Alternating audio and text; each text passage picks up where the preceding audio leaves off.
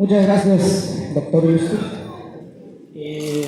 No es pregunta, solo quiero agradecerle de manera muy especial por traernos esa información tan valiosa aquí del plantel.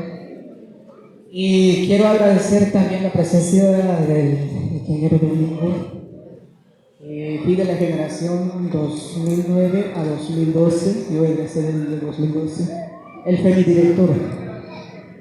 Y veo a muchos jóvenes y aquí del plantel 18 que están muy distraídos. Y la verdad, pues yo lo veo como que ya no traemos esa importancia de conocer de nuestros abuelos. Y lo que le comentaba también aquí a la maestra, compañera de nosotros, y siendo una persona de otro país que vino lejos a vivir aquí de México y empezó a recorrer todo Chiapas, y nosotros como indígenas hablantes de nuestra lengua materna, pues la verdad creo que nos hace falta recorrer, investigar más que nada. Y yo de mi parte me siento muy orgulloso de formar parte de una institución educativa como Colegio de Bachilleres.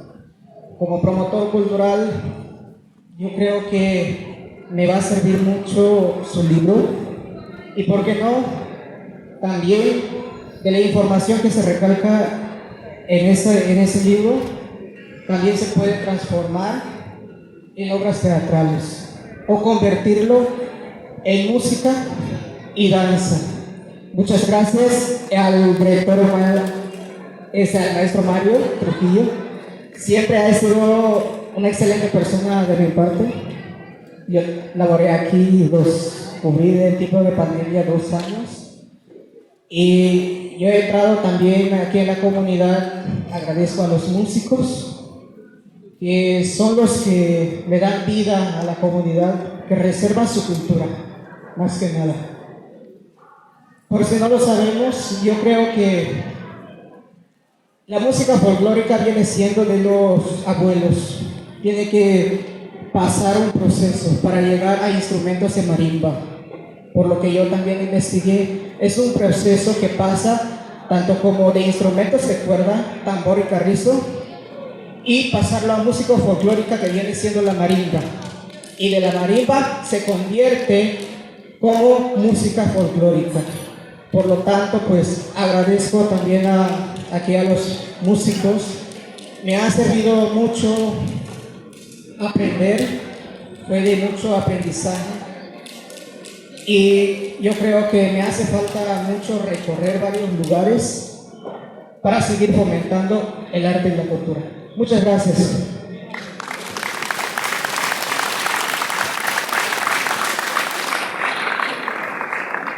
¿Alguien más? Aquí hay otra pregunta.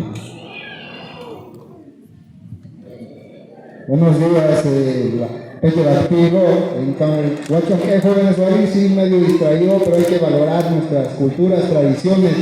Nuestra lengua chole es nuestra lengua materna, pues. He estado viendo aquí para que me entiendan, ¿no?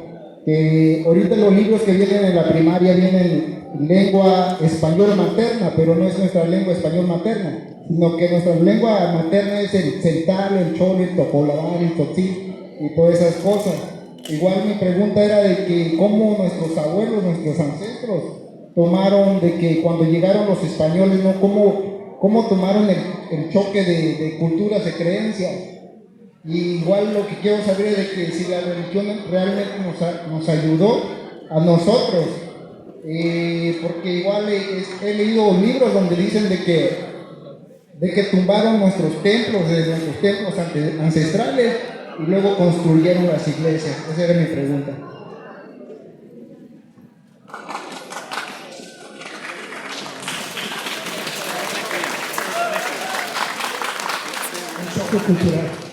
Choque cultural era inevitable con la llegada de los españoles, pero no solo era desde ahí.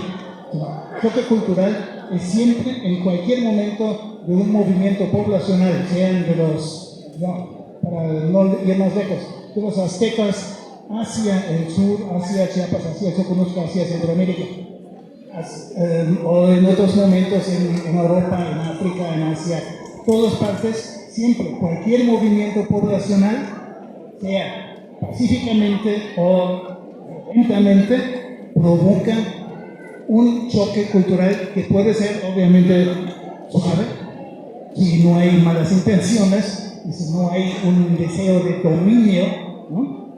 O puede ser sumamente violento como estuvo aquí. Entonces la pregunta es, ¿cómo fue? Y lo que les impusieron, la religión cristiana, ¿les ayudó en algo, en realmente sobrevivir este choque cultural? Yo diría, se requiere, digamos, no voy a poder explicarlo así en breve, pero yo creo que esto requiere todavía una discusión bastante más diferenciada. Pero lo que les puedo platicar como un pequeño ejemplo. Estábamos hablando de las fiestas de Tila. Las fiestas de Tila son muy importantes para la población chol, sea desde Tabasco, que vienen desde que haya carretera, y de otras partes, los celtales también acudían a las fiestas, los tzotziles. Era el centro, en un momento dado del año, por lo regular, en junio, ¿no? Donde se juntaba casi como algo como el Consejo de los Pueblos Indígenas en Chiapas. Había todos los representantes de los principales pueblos indígenas que se unían para estas fiestas en Tila.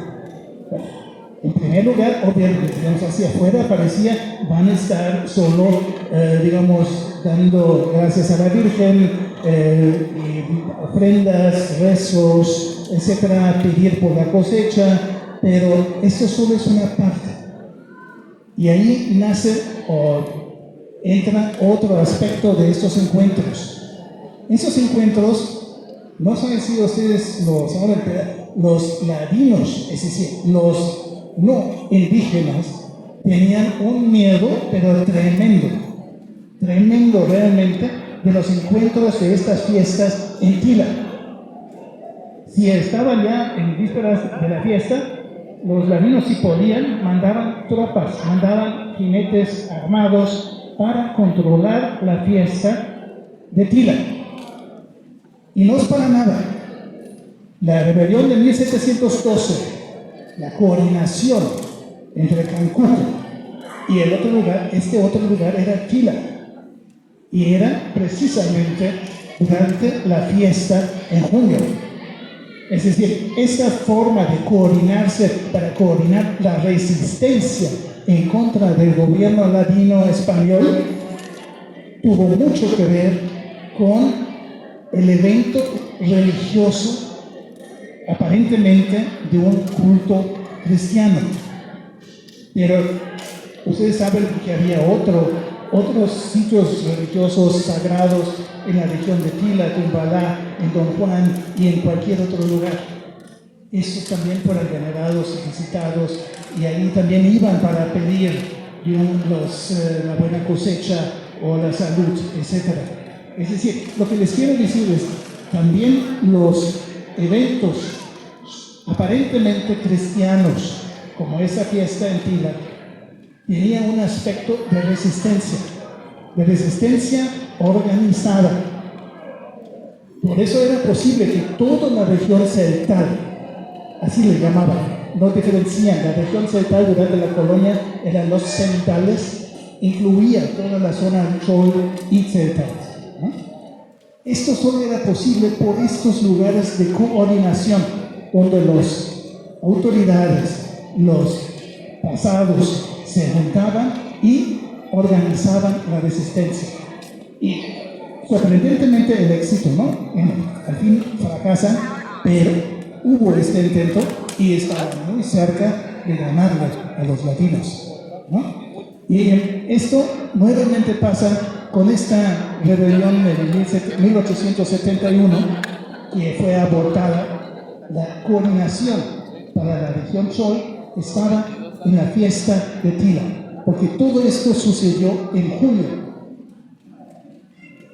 después de la fiesta de de corpus, perdón, sí, gracias, de corpus entero. Es decir, no sé si esto responde del todo a su pregunta, pero de que hay aspectos que probablemente podemos profundizar mucho más todavía y si rascamos encontramos probablemente otros aspectos, estoy seguro, ¿no? Muchas gracias.